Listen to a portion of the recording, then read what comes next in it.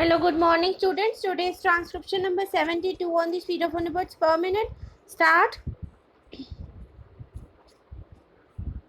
The president has said that in the last 40 years we have progressed along this path illumined by Mahatma Gandhi and Jawaharlal Nehru.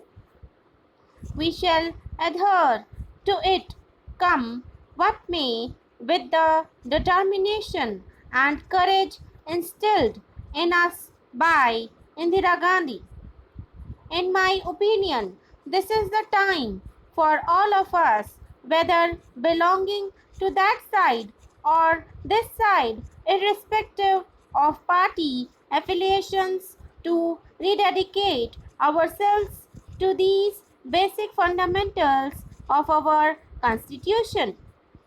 If we do that, we will be a united India. Not only will we command respect in the Committee of Nations, but the foundations will be such that nobody on the earth will be able to do any harm to us. I have one thing to say that our country is a continent, and in this continent we have faced this year one of the severest droughts in 100 years.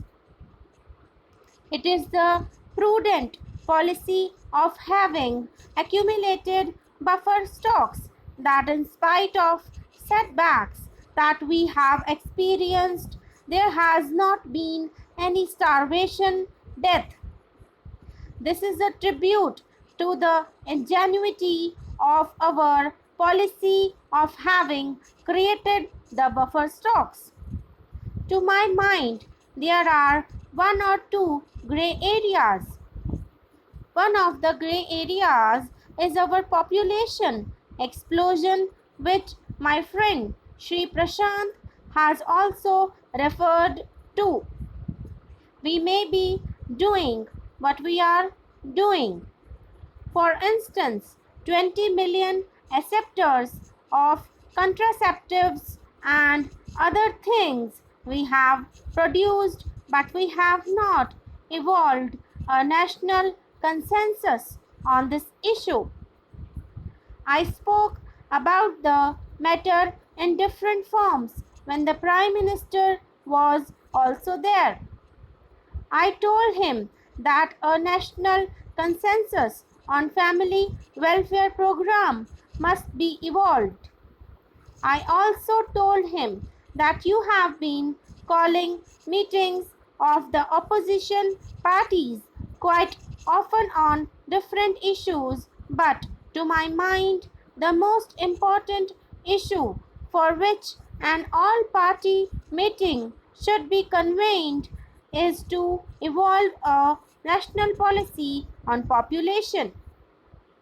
In spite of our all-round economic development, it all gets nullified by the population explosion.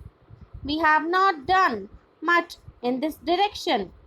I had the privilege of going to China and I saw how they are progressing in this regard.